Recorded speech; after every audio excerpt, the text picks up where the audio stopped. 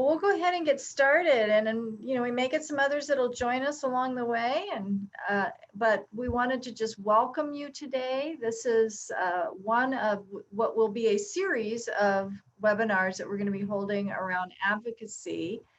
Today, you're going to be hearing from me, and I'm Connie Phillips, and I am the president and CEO here at Lutheran Social Services. I've been with the organization now 5.5 years and have been dabbling in advocacy for most of my career as a social worker, working in a variety of social services.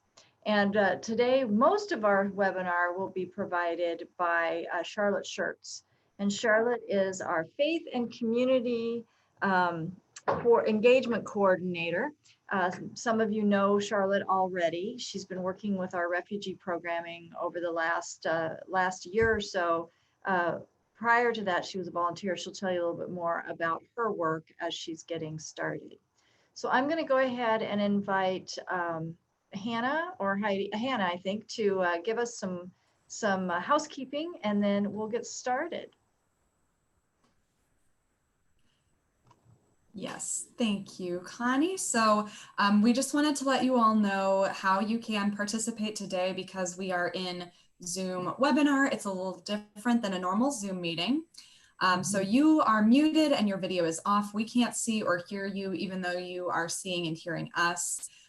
So like we said, for those intros, you can use the chat box if you have any comments or anything you want to throw out to the audience. And then if you have a question, there is this separate Q&A box at the bottom of your screen. So I'd love to have you put any questions for our panelists in that Q&A box. We'll have a couple points in the webinar today where we can answer your questions. And then you also have the option to electronically raise your hand at the bottom of the screen there. If you can't figure out the chat boxes, you can also do that, and then we can unmute you to share your comment or question. So I think this is going over to Charlotte now to kick us off. Yeah, it's me. Yes, absolutely. Feel free to ask any questions at any point. We'll have a couple times during the presentation where we can discuss any questions that you may have. I know I will be providing you with a lot of information and a lot of things to consider. So at any point, if anything comes up, we'll discuss those together.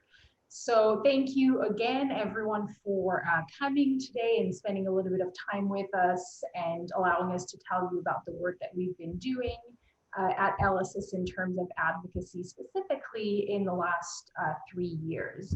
So today, I'm going to be going over our advocacy and our mission. Actually, Connie will specifically go over that.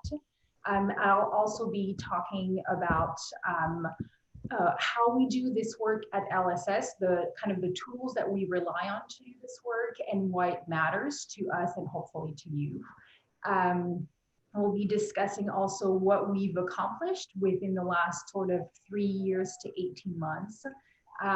We'll be discussing what we hope to accomplish and hopefully how you can get involved with us in doing this work. And like I said, there will also be some time for us to discuss any questions that you may have, sort of halfway through and then at the end. So if we can go next, and I will now turn it over to Connie to talk a little bit about our people and our mission and how this advocacy work really fits within the work and mission that we do at LSS. You know, one of the questions that comes up whenever we talk about advocacy as part of what we're doing is, well, you know, is that really part of ministry? Is that really part of social services? And as I said, I've been dabbling kind of in advocacy and working in advocacy my entire career, because very early on, I learned that, you know, what's happening at the policy level has profound impact on the people that we're working with. And we're going to talk more about that as we go along. Every month, Lutheran Social Services works with about 5,000 people. And these include older adults in Pima and Santa Cruz and Cochise counties in southern Arizona.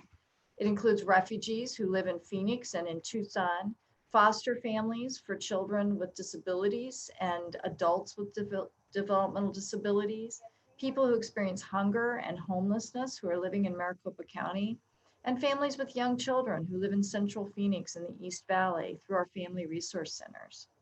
So our mission is to stabilize people during crisis and transition, build a foundation where people can thrive, and preserve dignity for the most vulnerable. Advocacy fits into that and helps us fulfill that mission. It's part of how we get this work done. And it's also part of our Lutheran heritage and our Lutheran faith. You know, advocacy can be kind of a scary word. It brings up visions of standing in front of a room full of people testifying at a hearing, or maybe marching in protest carrying a sign, or maybe backroom deals and lobbyists. But you know, lobbying is simply this. It's about providing information and education. It's about telling our own or the stories of those that are being impacted by policies. It's about making requests known to those people that are elected to represent us. So while testifying and protesting can be done, it's often the quiet conversation about a specific situation that leads to some kind of policy change. Or it's the number of emails, postcards, or phone calls that one of our elected officials receives during a hearing or right before there's going to be a vote. But mostly, and Charlotte will talk a lot about this, it's about building relationships with our elected representatives because they get elected to represent us and they need to know what we have to say. It's also part of the Lutheran heritage. Martin Luther believed that there was a connection between the church and expecting the government to enact policies that protected vulnerable people. Recently, we had a summit on Saturday, and Dr. Ryan Cummings, who's with ELCA World Hunger, pointed out that advocacy is also found in the Bible. He pointed out that Moses condemned labor practices in Egypt toward the Jews and went to speak on their behalf. That Amos condemned the treatment of the poor. That Jesus refused to cower before Pilate and spoke out. That Paul demanded his right to a trial as a Roman citizen. The church is the body of Christ in the world, and we must tell the stories of those that are vulnerable, the least, the lost, the lonely, the widow, the orphan, and the stranger. And one more word before we get started about nonprofits and partisanship. As a nonprofit organization, we cannot show partisanship. In order to stay true to our mission and to keep our tax status, we have to focus on education, on sharing our stories, on asking for policies that serve our clients, even taking sides on initiatives. But we cannot endorse candidates and we can't campaign for any particular candidate because this isn't about politics. This is about justice and ministry. It's about creating a world where everyone can meet their basic needs. Charlotte?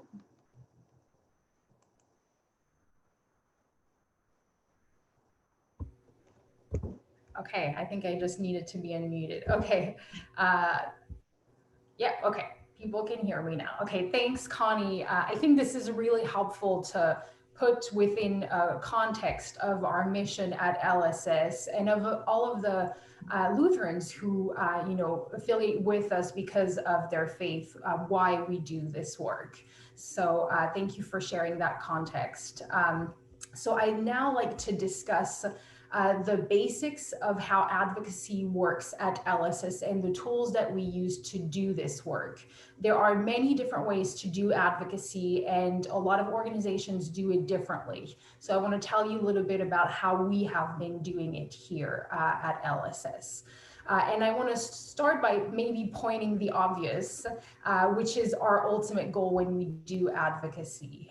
The ultimate goal, as you can see here on the screen, is to propel social change to better meet the needs and interests of our clients. Our interest in this work is our clients and essentially our desire to better their lives. Our agenda is not the well-being of our agency, it is the well-being of the people that we serve. So I just want to make that very clear, and for you to keep that in mind when I talk about how we do this work and why we do it. So how do we do this work, and what tools do we use to create the type of structural and hopefully social change that we want to see for the people that we serve? The first one is through political action. So I think that political action is probably what people think of when they think of advocacy and policy work. This is where we approach policymakers indirectly by calling, emailing, or writing letters to them, or directly by meeting with them, very often with a member of staff actually, face to face, and where we try to have a discussion with them about the policies that we want to see or not see, and hopefully influence their decision and their vote in favor of our clients. And one last note I want to make about political action is that we know, having done this work, that a lot of organizations use registered paid lobbyists to represent them when they do this work. At LSS, we don't do that. All of the work that we have done has been ourselves as constituents and as representatives of our clients, as a stakeholder, meaning as somebody who has a stake in this work. We are now very grateful that we have just connected with a volunteer lobbyist who is going to help us as a consultant to really guide our work at the state legislature. But we don't use a paid lobbyist. All of the work that we do ourselves, and hopefully with advocates like you. So the second tool that we use is community action. And internally, we talk about community engagement, and both of these terms really mean the same thing for us. And what we mean by that is that we do exactly that. We engage members of the community to bring about the social change that we want to see. And again, community action and community engagement can take on a lot of different forms. At LSS, we do this first through education. We engage the community by raising awareness or maintaining awareness about the work that we do and the barriers that our clients face. So we do this by giving presentations. I'm sure a lot of you have seen presentations from us. We used to give them in person, now a little bit more remotely like we're doing right now. And we give them to faith groups, all faiths, or civic groups like universities and colleges. We also provide hands-on volunteer opportunities. And I put this in the part of education because I find that volunteering is really one of the best and most direct way for people to really learn about those that we care about and those that we serve. And then, of course, we educate and maintain awareness by communicating with our volunteers and our donors. And that's through regular communication, newsletters, and being present on social media. The second way that we engage the community is through the media, speaking of social media. We do that through press conferences, interviews. You may have heard multiple times Connie on the radio. We've given a couple of TV interviews, and recently, I think it was last week, Connie just recorded a podcast with an ASU professor.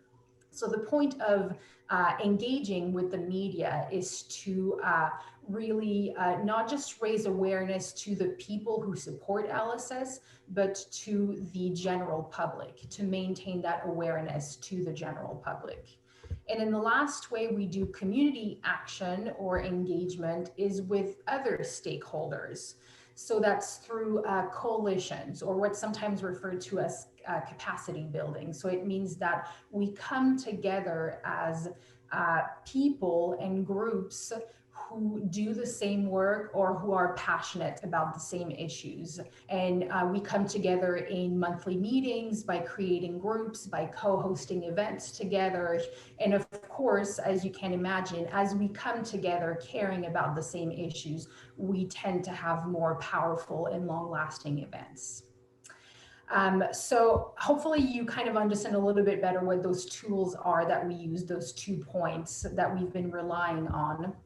And I would say that political action is probably the most direct form of advocacy that we engage in, while community action can seem a little bit more indirect. However, both types of advocacy are really important in that they work hand in hand and rely on each other to create that powerful and meaningful change that we want to see. And what I mean by that is that community action, I often see it as the prep work before we can take our case directly to policymakers. So you need to first mobilize support before you can take your case to a legislator. And it works the other way around as well, that political action and systemic changes will rarely occur if you just go to a legislator with a case for or against something. You need to demonstrate that the general public understands and supports your request in order for this to really be powerful. So they kind of worked together to support each other, and that's why we engage in them together. Next. All right, so hopefully you better understand how we do advocacy at LSS. And so I now want to talk about why this matters and why you would want to hopefully get involved in it. So the first reason why advocacy matters to us is really linked to our operational funding. I think it probably won't come as a surprise to anyone that in order for us to do the work that we do to serve the people that we serve and to better their quality of life, we depend on funding. We need funding in order to operate. So I'd like to take a poll now. I think I have access to the poll, or is it Hannah who has access to it? Oh, I see it right here. Okay, I'm gonna launch it right now. Okay, and the question is, hopefully you can all view that. What percentage of our yearly budget do you think comes from the government? 9%, 33%, so a third, 57%, or 92%? And I'll just give you a bit of time. Oh, I can see all the answers coming in.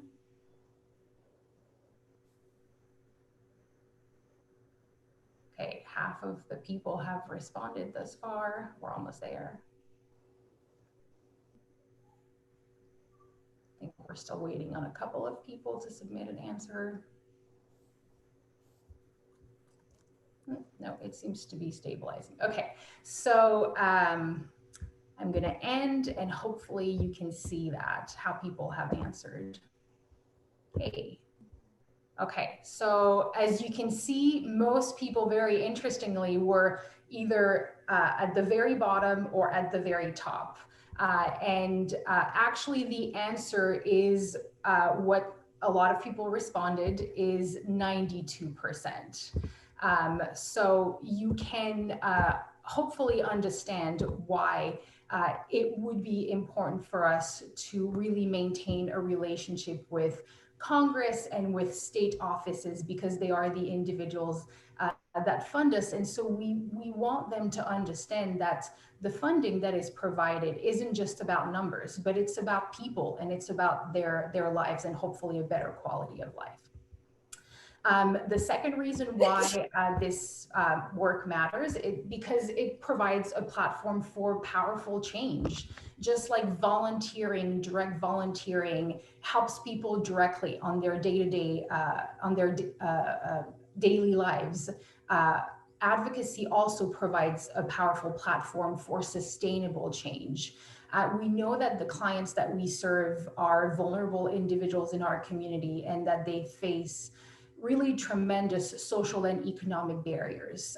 But when we speak about that to Congress and to the state legislature, change can and really does happen. We have seen that. So as I just explained, policymakers, and Connie mentioned that, they really rely on us to inform their decision making when they're discussing a vote or a piece of budget that they're voting on. They need to be informed. And so if we share our expertise with them regularly, They're more likely to maintain our funding so that we can serve the people that our clients. We're more likely to avoid potential bad changes to policies that we wouldn't want to see. And even better, we're more likely to be able to implement and advocate for new and better policies. So maintaining that relationship is key to that sustainable change.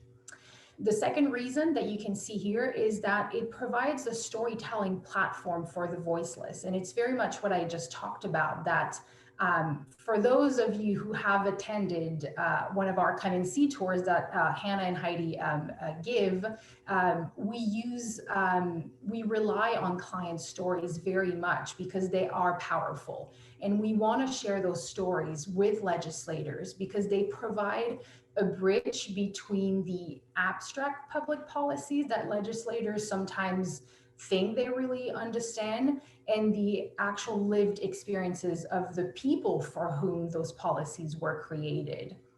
I think it's undeniable that governments have really great and sophisticated tools that they use to research and to design policies. But using stories to illustrate how programs and policies are experienced on the ground makes it a little bit more real and a little bit less distant. Policymakers will design policies and programs from their distant offices in DC or at the Capitol, but being able to really tell them how this impacted people's lives is really powerful. And it also provides a platform for clients to advocate for themselves or for us to advocate for them if they can't. And so their voice is present in the policy process, and that's very important. The fourth reason is that anyone can become an advocate.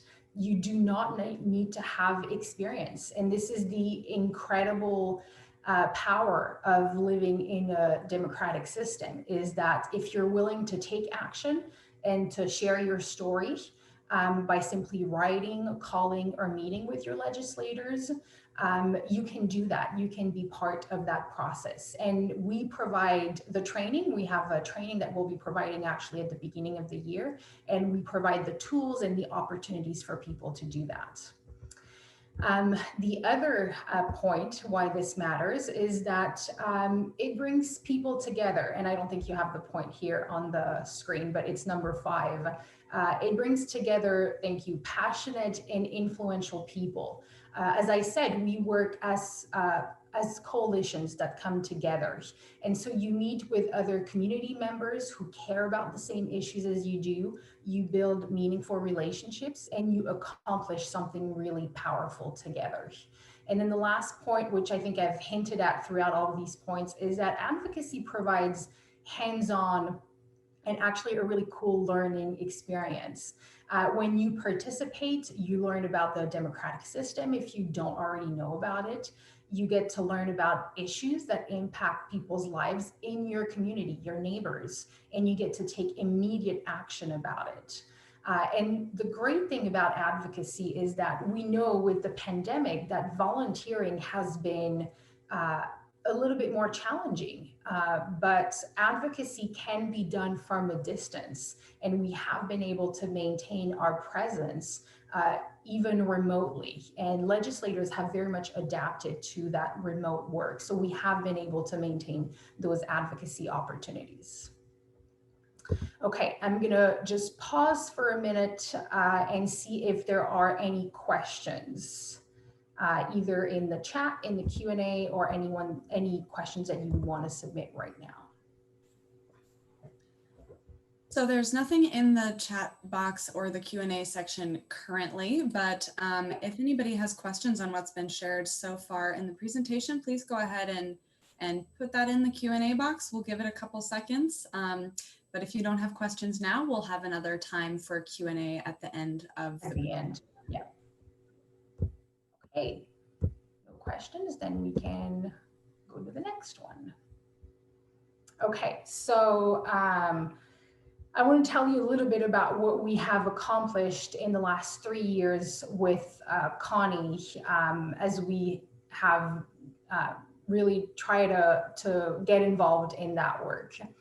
So to give you a bit of context, Connie and I started to work on advocacy about 3 years ago. And at the time I was still a volunteer with our refugee services. And really at that time, because we were just starting, we started to make just congressional appointments with our 11 members of Congress. The only thing we wanted to do was to create or recreate a relationship so that they would know who we are and the work that we do. And we did manage to do that. It took us about a year to meet with everyone, because if you've ever done this work, you know how persistent you have to be in order to meet with representatives. But we eventually did that. And then while I was still a volunteer, we also started a postcard campaign for these congressional representatives. And really the point of that campaign was to collect postcards that would encourage legislators to see that there is a support for higher refugee admissions. And then partway through that, I joined LSS as a member of staff, where I'm now the Faith and Community Engagement Coordinator in our refugee services, and where my job really is to do a little bit of this work, advocacy, and to focus on essentially creating bridges between the newly arrived refugees and the host country, the American communities. And so my work aligns very well with the advocacy work that we do. Since I have joined as a member of staff about 15 or 16 months ago, we've been able to accomplish really encouraging things. You know, just going from being a volunteer to a member of staff has given me a little bit more time to focus on that. And so I want to take you through some of the biggest accomplishments that we've had in the last 18 months. So the first one is the postcard campaign. We collected 600 postcards from constituents, that means people who live throughout the entire state of Arizona, and those were handwritten postcards, so they are quite time consuming to collect. And so we gathered all of those and we were able to hand deliver them to congressional representatives, some of them in person to these individuals. And that was really a powerful accomplishment to demonstrate how much support there is for higher refugee admissions. Then last November, some of you may not know about this, but the White House requested through an executive order that local officials provide basically a signature and authorization for us to be able to continue to resettle refugees, to continue to welcome them. Without those local signatures, we were not able to continue our work as a resettlement agency. And so we very quickly met with the governor's office, with the mayors of Phoenix, Glendale, and Tucson, which is where refugees are most often are most resettled. We also had to meet with the counties of Maricopa and Pima, and we were successful in obtaining signatures, approvals from all of these offices. And we obtained that in record time. And that was thanks to the coalition that we are part of. And in fact, all of the other states that really struggled to get those signatures always pointed to Arizona and to our coalition for an example of local cooperation. So another success for our office and the coalition. Then in the last couple of years, we have also participated in lobbying days focused again on welcoming refugees. We have been instrumental in both of these lobbying days in those efforts in passing a welcome resolution in both chambers each time, in the House and in the Senate. And last year was specifically successful. We had over 100 guests that joined us that met with 45 state representatives, and we provided training to these individuals as well. And as we were there on the Senate floor, the Senate unanimously on the spot voted for the welcome resolution that we were trying to push. That was an incredible moment to be present for. Then when the pandemic hit in March, we met with the director of the Arizona Department of Housing. At the time, you may remember that housing insecurity was a big problem throughout the state with so much unemployment. And so the governor's office and the Department of Housing provided $5 million in COVID relief specifically for housing. And we were facing a lot of barriers in order to access the funding. And so we were able to have a really good conversation with the director of the Department of Housing. Again, it's about building those relationships so that we can hopefully remove some of those barriers and better serve our clients. And then our latest, greatest success was when we lobbied the city of Phoenix and the mayor of Phoenix for dedicated funding in COVID relief for our refugees, specifically again for rental and utility assistance. At the time, 70% of our clients, refugee clients, were unemployed. And so we were facing a housing crisis, really. And so with the coalition, we lobbied and we were able to obtain $2.4 million for that specifically to serve our clients specifically with housing funding. And we received as an agency, as you can see here, a little over $450,000. And to this day, we are still distributing the funds to our refugee clients. I think you can go next.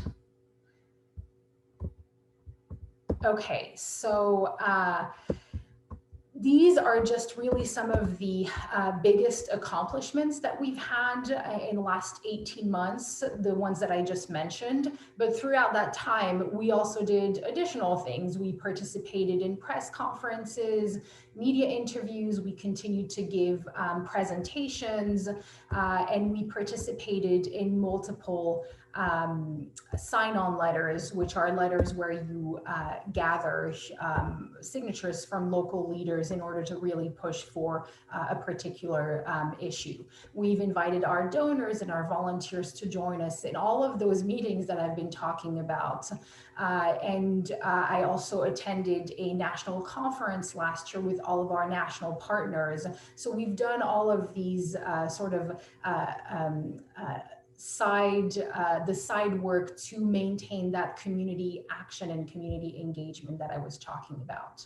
And I just want to say one last thing before I pass it over to Connie, is that really the most important thing that I think we have accomplished in the last 3 years are the relationships and the networking that we have had, the strong partnerships that we have had with our local, national policymakers, but also with local partners.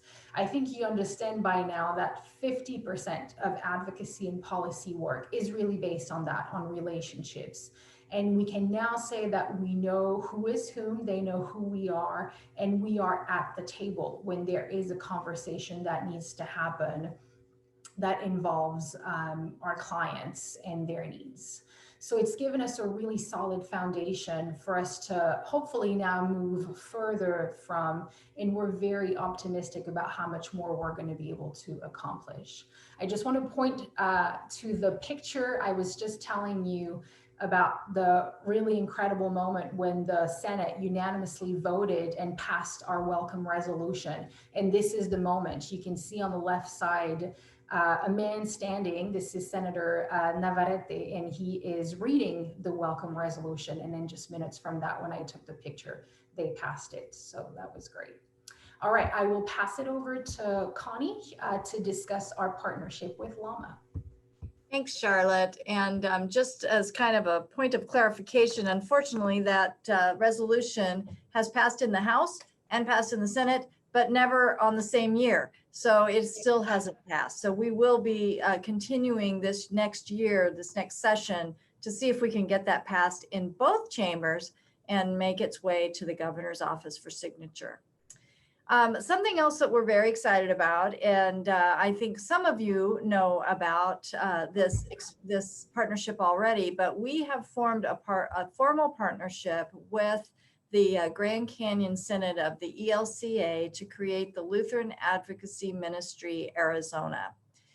This is supported by ELCA World Hunger, and it is meant to be an instrument for coordinating Lutheran impact on public policy in Arizona, to advocate for justice with an emphasis on alleviating poverty and hunger, and supporting ELCA members and congregations, as well as our ecumenical and interfaith partners in the Ministry of Advocacy.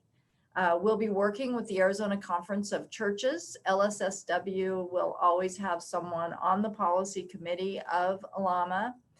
We will be with LAMA identifying priority issues. We already have our categories, and monitoring legislation and the administrative work around those issues, developing and supporting and providing information so that members of congregations and people who wish to participate in the Ministry of Advocacy can be informed and equipped and directed.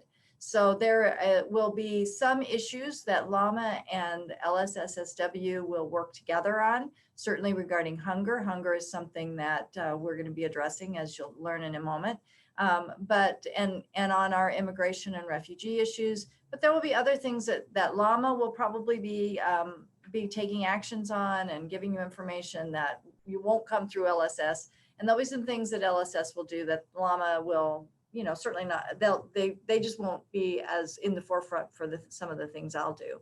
But it's like those two circles that join in the middle. We have a lot of overlap, and we're excited about working with LAMA and with as this develops as well. Charlotte. Thank you, Connie. Yes, thank you for clarifying that. I realized that maybe I made it sound like we have passed the welcome resolution. Not yet, not yet. It needs to go in the same year, passed in both chambers. So we got it in one in 2019, in one in 2020, but it now needs to cross over. So what we hope to accomplish is exactly that this year. I'll talk in a minute about that opportunity. So let me tell you about what we're hoping to do within the next 12 months, really. We want to expand our advocacy to all of our clients and services. You may have noticed or not that I'm mentioning a lot of really great accomplishments that we have had with for our refugee clients. And really, this is what we have been able to focus on in the last little while, because this is where the work was born in those refugee services where I am. This is the department that I work in. But we want to be able to represent all of our clients and the services that we offer. So we'll be focusing on additional priorities in the next year. So housing and hunger are two priorities that we want to be able to also look at, because we understand that basic needs are issues that all of our clients really face. And so we want to be able to better understand that. Community-based senior support is another one that we'll be focusing on. We have an upcoming presentation about that. Child and vulnerable adult welfare, and immigration where we're going to be expanding that a little bit to also asylum seekers and to DACA recipients, which is the Deferred Action for Childhood Arrivals, those children who were brought to the United States with their parents, but didn't have a path to residency or to citizenship. So we'll be also focusing on that. We want to expand our education on all of these issues. We know that even though we work in those services, we aren't quite experts at all of them. And so we want to keep learning about them and hopefully provide you with an opportunity to also learn along with us. As Connie mentioned, we're going to be providing a series of educational webinars where we'll discuss the barriers that each of our clients really face, and hopefully provide a bit of a social context for why we are taking the positions that we are. We want to also grow our network of advocates. As I said, relationships and support and community engagement is key. And we want to be able to focus on that and really grow a network of individuals who will do this work with us. Not just through formal partnerships, but with other volunteers. We want to maintain our regular communication. We want to keep doing that because it's so important to, again, keep people engaged and for you to know what is going on and how you can take immediate action. We're going to be, hopefully, as I said, providing a training sometime in January, Advocacy 101, which should be helpful for everyone, and then also continue to provide hands-on opportunities for people to engage in. We know that this is an ambitious plan, but we truly feel that working through these new advocacy and policy goals will allow us to better fulfill the work and the mission that we have and better serve our clients in a sustainable way. Okay, I think you can go next. Okay, get involved. So those are the items, the actions that we hope we're going to be taking really soon. You can go through all of them and I can review these. Contact your legislator to congratulate them and introduce yourself. I think this is a great action that we can all take together. I will be sending next week more details about how to do that in the advocacy alert that I send monthly. And so I'll provide all the information that you need to do for you to do that. Again, relationships are really key to this work. And if you haven't created a relationship with your legislator yet, whether it's at the local or national level, then let's start doing that together. Continue to educate yourself and others. Awareness is all about education. It's all about spreading the word and learning. And so hopefully you can learn with us and then tell others about it. Meeting with legislators, we're not just going to contact our legislators, we're going to meet with them. And as I said, we may not do that in person, but legislators have been really good in actually meeting on Zoom with constituents and with us stakeholders. So we're going to continue to do that. Lobbying days, the lobbying day we just talked about, where we still need to go one step further in order to get that welcome resolution passed. We're going to do that again this year, and we hope that you'll join us. It may very well be online, so that'll be a new experience for everybody. And I think you can click one more time. Okay, participate in a letter writing campaign.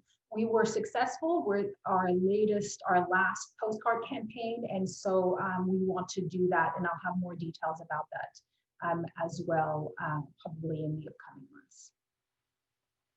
All right, I think we have time for questions. All right, and we do have 3 questions in the Q&A section. If anybody else has additional questions, please go ahead and put that in the chat. I'll start with Lupe because she put her question in there just a second after we finished that first Q&A round. Lupe was asking if we have storytelling trainings or public narrative trainings for new folks, because Charlotte had talked about how important having refugees sharing their own stories is to a lot of this work.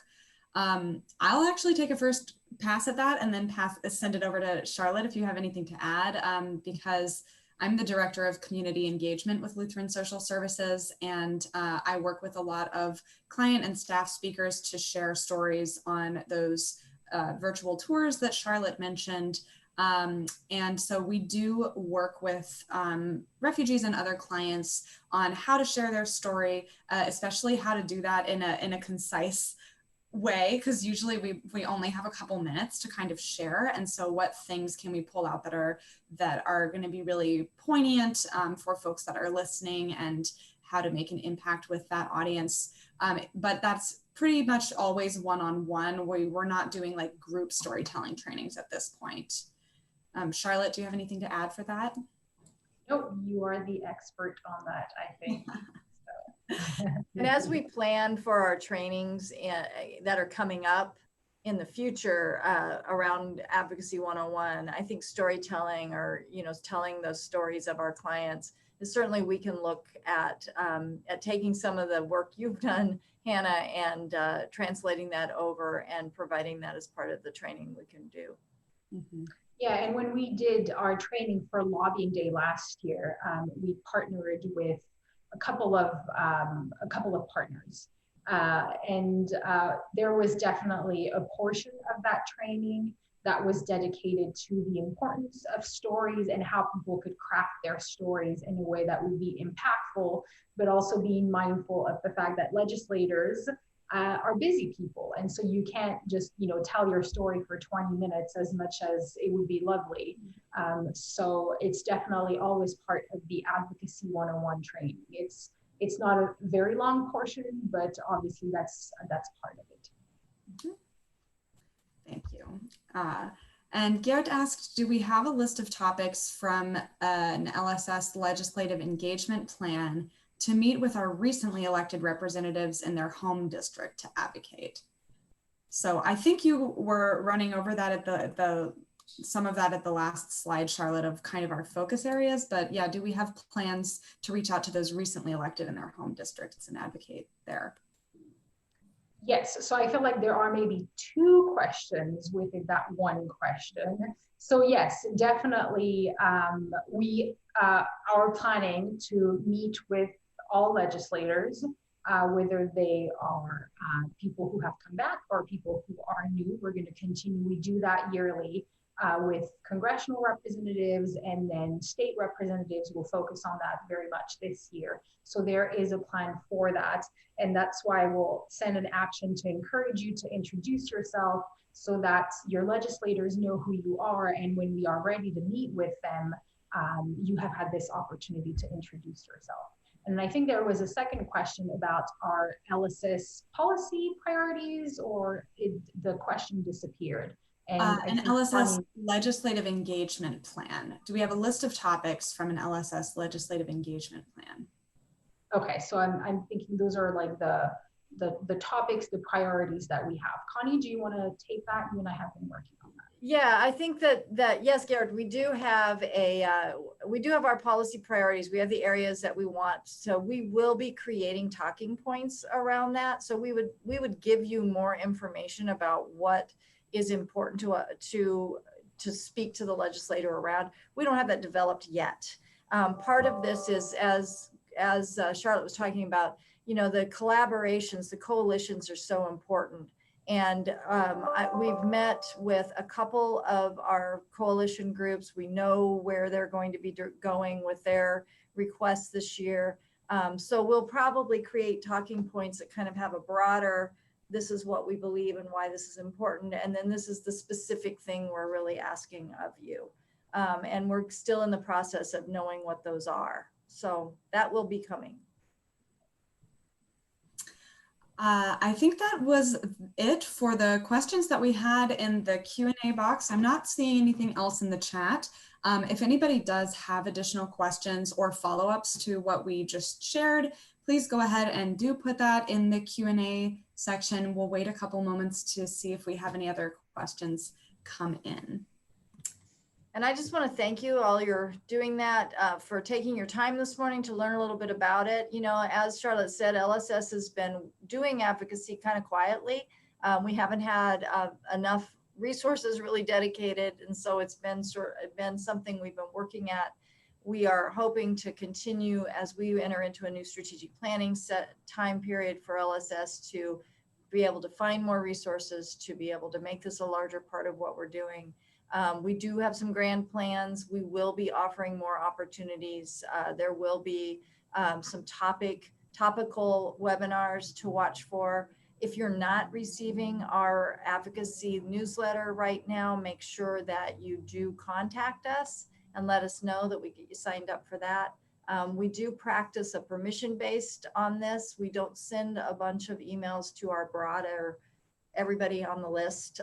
We do keep this fairly narrow because we know that not everyone is interested in this topic area. So it is an opt-in. So we hope that you will let us know that you want to be engaged, and watch for more to come. Yeah, I have entered my email address in the chat so that if you would like me to add you to the newsletter, or if you have any specific questions that you maybe didn't have time to ask or whatever that I didn't address, then I'm happy talk with you directly, so feel free to contact me. So, and thank you again for coming today. And I also put the link to our website where you can sign up yourself if you would like to go ahead. Thank you. Put yourself on that list. Save a task for Charlotte. And after this webinar is completed, we have been recording. So we will send you a copy of this recording, and we'll be sending it out to those that registered but weren't able to join us today. Feel free to share this with others that you might know that you think would be interested in hearing this information. And definitely reach out to Charlotte if you have any additional questions or want more information. And we're really grateful to have you all as part of this work. So I don't see any additional questions. So I think that brings us to the end of our webinar today. Awesome. Thank you, everyone. Great to have you here. Thank you so much. Thank you.